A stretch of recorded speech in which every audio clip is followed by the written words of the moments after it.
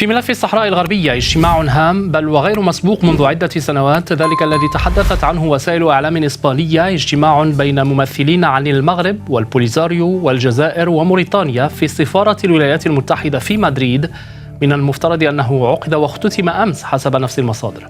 وأوردت صحيفة الكونفيدنسيال الإسبانية أن الاجتماع كان على مستوى وزراء الخارجية.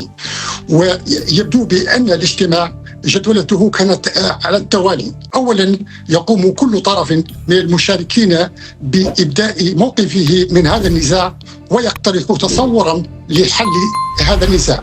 فيما يتعلق بتصور، قدم بوريطة المقترح المغربي أو الخطة المغربية للحكم الذاتي، وهي خطة مطورة وموسعة.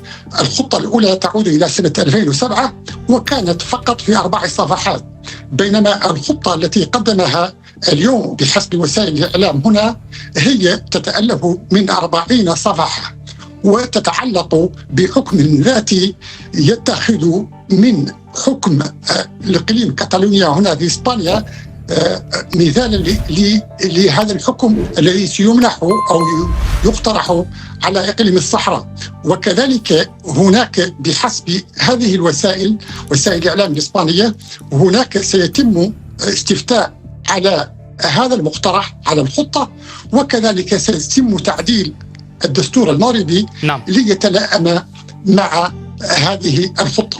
يبدو بأن ناصر بوريطة لم يصدق ما يحدث، فهرول مسرعا نحو السفارة الأمريكية في مدريد، حين قدم مقترحا يضم 40 ورقة يشرح فيه رؤية وموقف النظام المغربي في الصحراء الغربية. المقترح المغربي المطور لقي رفضا قاطعا من الوفد الصحراوي الذي حافظ على ثبات موقفه في تقرير المصير، ولكن تفاجأ مراقبون بالمشروع المغربي الذي قدم تنازلات كبيرة للطرف الصحراوي المفاوض، خاصة وأن المقترح تضمن تعديل الدستور المغربي ليتلائم مع مشروعهم التوسعي في الصحراء الغربية. ووفق مصادر مطلعة، فقد أسفر الاجتماع بالاتفاق على تأسيس ما تم تسميته باللجنة التقنية، وهي هيئة ستضم خبراء قانونيين وسياسيين دوليين وتعمل تحت إشراف أمريكي أممي. وأوضح ذات المصدر أن هذه اللجنة مكلفة بدراسة الجوانب العملية والتنفيذية المرتبطة بأي إطار يتم الاتفاق عليه بين البوليزاريو والمغرب. وبحسب المصدر نفسه، فإن الولايات المتحدة الأمريكية نجحت بعض الشيء بالتوصل إلى اتفاق إجرائي بين طرفي النزاع في الصحراء الغربية، وينص هذا الاتفاق على تحديد موعد الجولة القادمة من المفاوضات المباشرة، والتي ستعقد في العاصمة الأمريكية واشنطن خلال شهر مايو المقبل، وذلك بهدف التوقيع على اتفاق إطار سياسي يفترض أن يؤسس للمرحلة التالية من المسار التفاوضي المباشر، مشيرا إلى أن كل المعلومات تشير إلى ما يسمى بمقترح بيكر الثاني. وفي المقابل يقول ذات المصدر بأن النظام المغربي يواجه ضغوطا دبلوماسية غير مسبوقة، وصفت بأنها الأكبر في تاريخ تعاطيه مع هذا الملف،